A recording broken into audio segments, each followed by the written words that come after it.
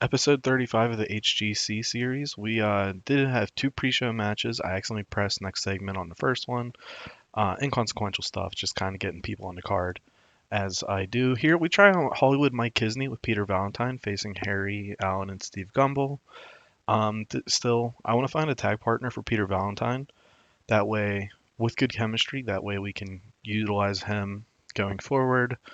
And then hopefully this gets him better. So when I start pushing him around March, April of '99, I think is when he'll start getting a significant push. He'll have some sort of skills and a little bit of you know, background with the character, but I feel like it's important to actually give him his due a little bit and give him a shot. We start off the actual show with RP Jr. revealing it wasn't Monty Walker, it wasn't the Vessies, wasn't Demons of Rage, it was Charlie Homicide who attacked him. Um, and he's gonna make it right. Classic like baby face, like I'm gonna rah rah speech kind of thing. Even Monty Walker, he doesn't apologize to Monty Walker, say sorry, I cost you the hardcore title. I was trying to hit Charlie, and you were just in the way. So I think it kind of sets up like RP Jr. is kind of like a jerk here. Monty is kind of being like a standoffish. I wouldn't say that's being a jerk, but standoffish, and then Charlie Homicide just being the stirring the pot between them.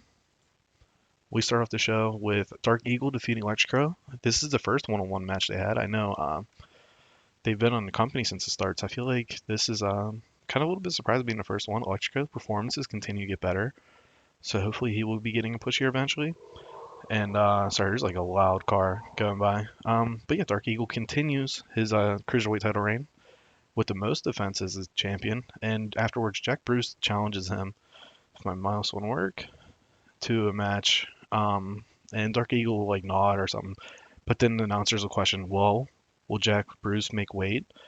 And that's like the whole storyline of Jack Bruce in a cruiserweight division for now is will he actually make weight to be in the division? Yes, we know he will, but like that's the story going forward. Think of like Christian as like the light heavyweight champion in the Attitude Era, kind of like that.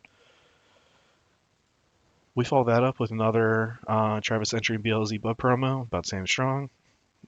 Par for the course. Not looking for great ratings here, just kind of continue storyline going.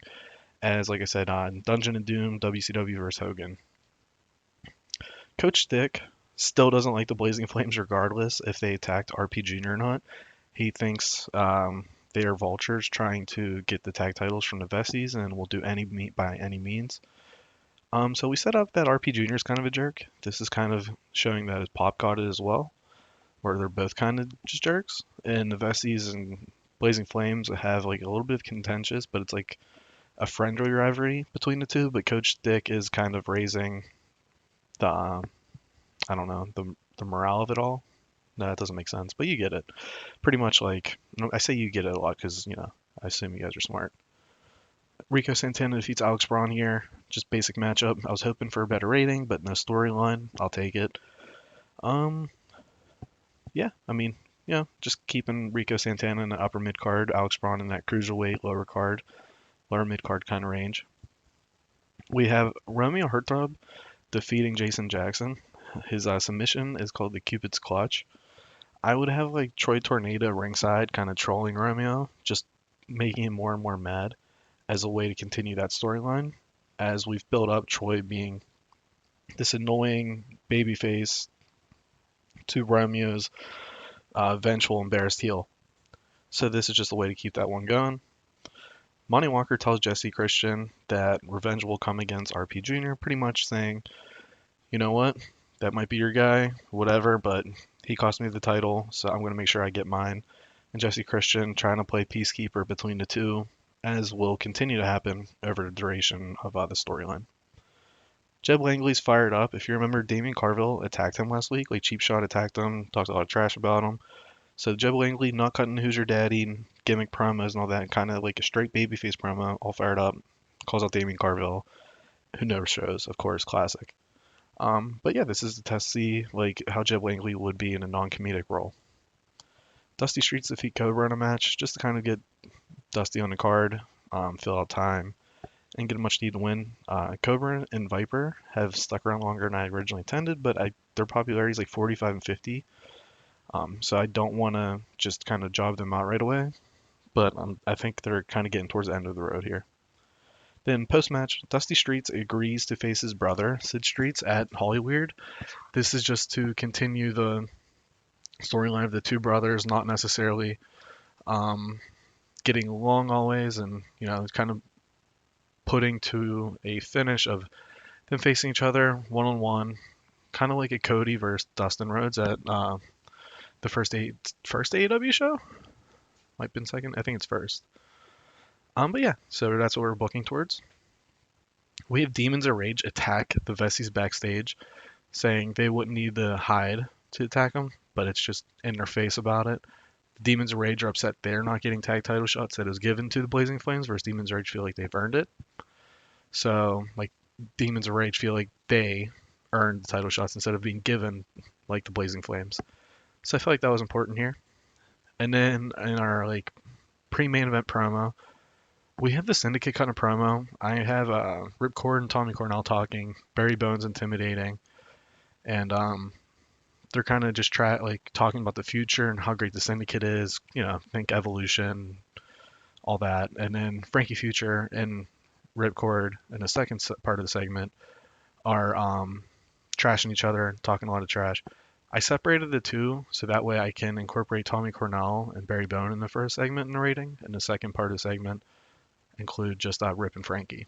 And in our main event, we have Eric Tyler defeating Cowboy Ricky Dale following interference from the Untouchables. Liberty be ringside, but he gets overwhelmed because there's four Untouchables, and well, there's three Untouchables besides Eric Tyler, and one of Liberty, so he gets overwhelmed. Eric Tyler picks up the victory here, which is his second victory over Cowboy Ricky Dale. And Cowboy Ricky Dale, kind of again another like little plan of Liberty wasn't there for him, so a little vengeful. Solid rating. I'm hoping for a good show here. 80. Yeah. I mean, I think Dusty and Sid Street specifically, has really been better than I thought. I guess. Um. Well, again, I guess this game is like he's 40 in this game, and like TEW 2020. He'd be like over the hill. He'd be on the decline. Whereas he's very much in his prime still here. So he definitely, like I said, like in a year and a half or so in game, we are looking for a babyface champion. I think right now, if like it continues, it's going to be Sid Treats, but we'll have to see. Yeah. So we beat SWF this week. I figured if we have over 80, we'll probably 80 and over. Like we'll probably beat them. I feel like for now. Big SWF news is their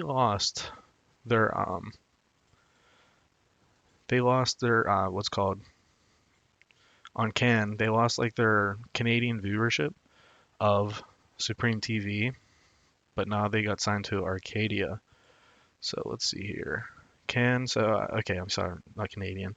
They're normal TV, which we're not big size yet, so we don't fit them, but that's fine because we're so close, so close. And then they go to Arcadia, so they went from medium to small. So I feel like we'll have to check out their viewership. Let's see who won the viewership. 0.99 versus our 0.92.